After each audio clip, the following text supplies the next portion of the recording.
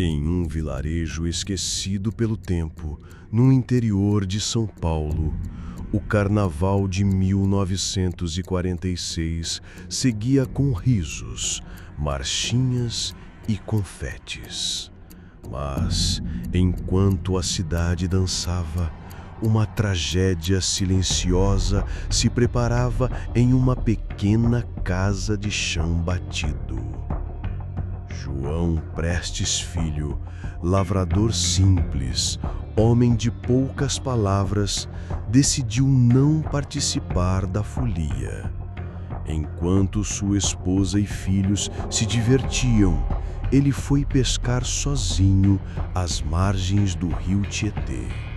Uma rotina tranquila, até que ele voltou para casa e nunca mais foi o mesmo.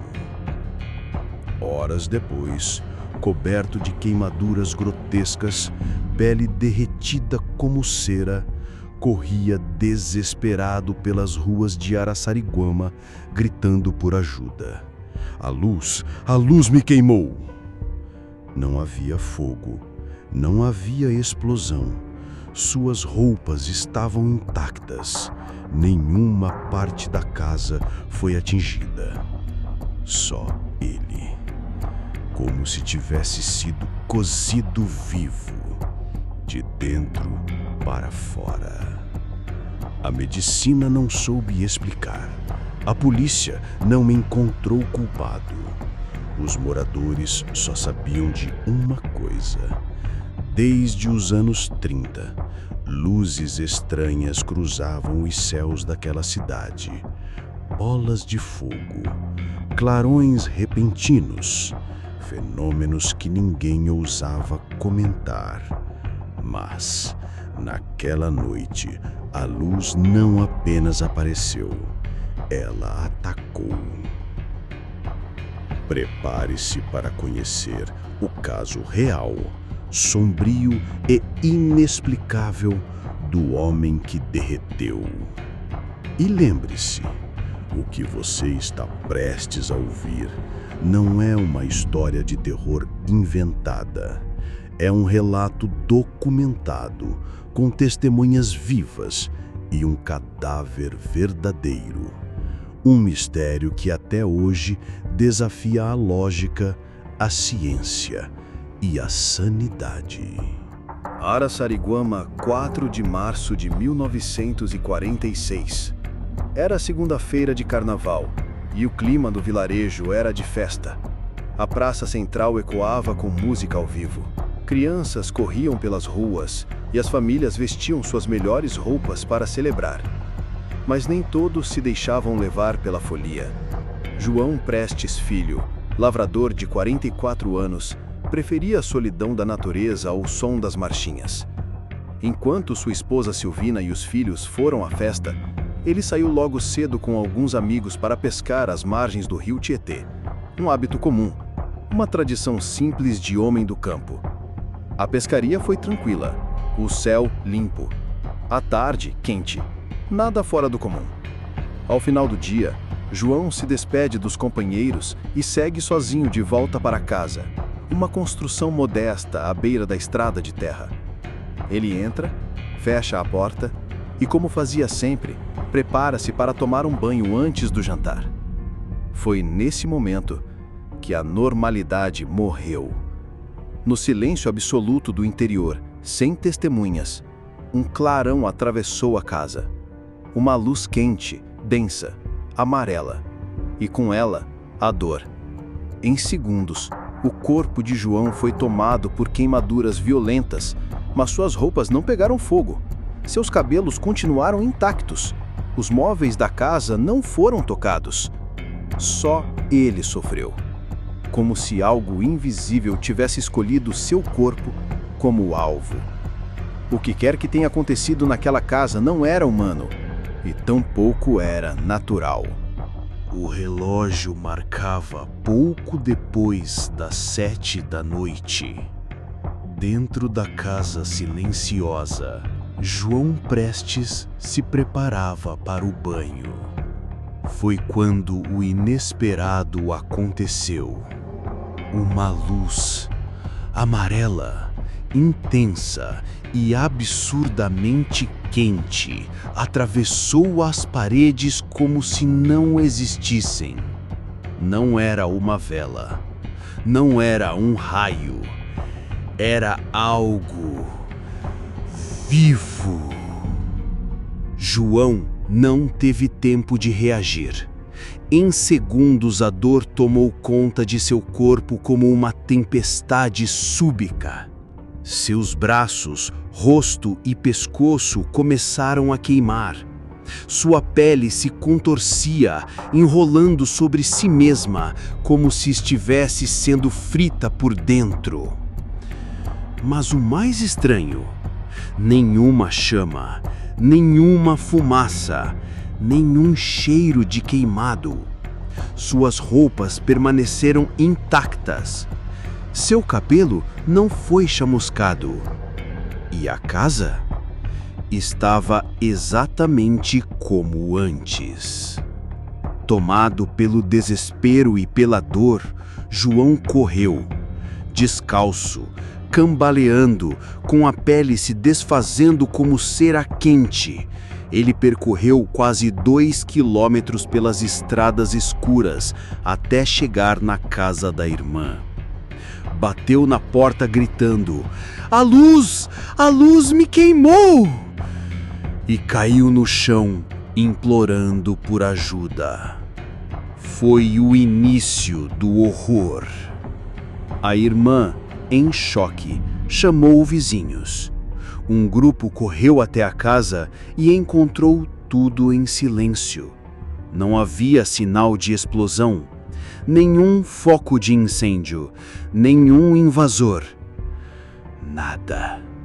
Mas o corpo de João era outro. Ele havia sido cozido vivo por uma força invisível. João Prestes foi levado às pressas para a casa da irmã. Estava em choque, mas ainda consciente. Sentia tudo. Cada centímetro do corpo gritava em agonia. E mesmo com a pele se desprendendo, com a carne viva exposta ao ar da noite, ele falava. Com clareza, com medo. Não era deste mundo. Veio do nada, atravessou a parede. Era só luz. Eu vou morrer. Vocês não entendem. Aquilo me escolheu. O delegado da cidade, José Malaquias, chegou pouco depois. Ao ver a cena, ficou pálido. João estava deitado numa cama improvisada, os braços queimados, o rosto completamente desfigurado, o pescoço em carne viva, mas ainda assim, a camisa estava intacta, o cabelo penteado. Nada fazia sentido. O primo Virgílio se ajoelhou ao lado dele, desesperado. João, o que aconteceu, pelo amor de Deus? A luz, primo. A luz me pegou. Entrou pela casa e me queimou. Não era fogo. Não era coisa deste mundo. Roque, o irmão mais velho, chegou minutos depois. Chorou ao ver o estado do caçula. Era como olhar para alguém que havia sido derretido vivo, sem explicação. Como se algo tivesse retirado sua essência, deixando apenas uma casca dolorida. A todo momento, João repetia as mesmas palavras. Aquilo veio me buscar, mas errou o tempo. Era quente, mas não queimava tudo. Era só para mim. Ninguém ousou falar em loucura. Não havia como duvidar. O corpo falava por si só. O mais aterrorizante, segundo as testemunhas, foi ver João consciente por horas. Ele não desmaiava, não apagava, sofria, lúcido. Como se algo o tivesse deixado vivo apenas para ver até onde suportaria. A polícia registrou o caso, mas saiu com mais perguntas do que respostas. O que poderia causar queimaduras tão graves, sem sinal de combustão e com tanta precisão? João ainda tinha horas de vida. E o pior, ainda estava por vir. Com o passar das horas, o estado de João Prestes se agravava. A pele já não cobria os braços. As pálpebras estavam inchadas, os lábios rachados. Seu corpo parecia desmanchar aos poucos, como se estivesse sendo digerido por dentro. Os familiares, em desespero, organizaram um transporte improvisado até a Santa Casa de Misericórdia, na cidade vizinha de Santana de Parnaíba. Não havia ambulância. João foi colocado em uma carroça coberta por um lençol. A estrada era longa, esburacada, a cada solavanco um grito. Mas o que chocava os que o acompanhavam era a lucidez. Mesmo com o corpo em carne viva, João não perdia a consciência. Falava baixo, às vezes murmurando frases desconexas. Outras vezes repetia as mesmas palavras. Eles vieram, eles me acharam. Quando finalmente chegou ao hospital, os médicos ficaram perplexos.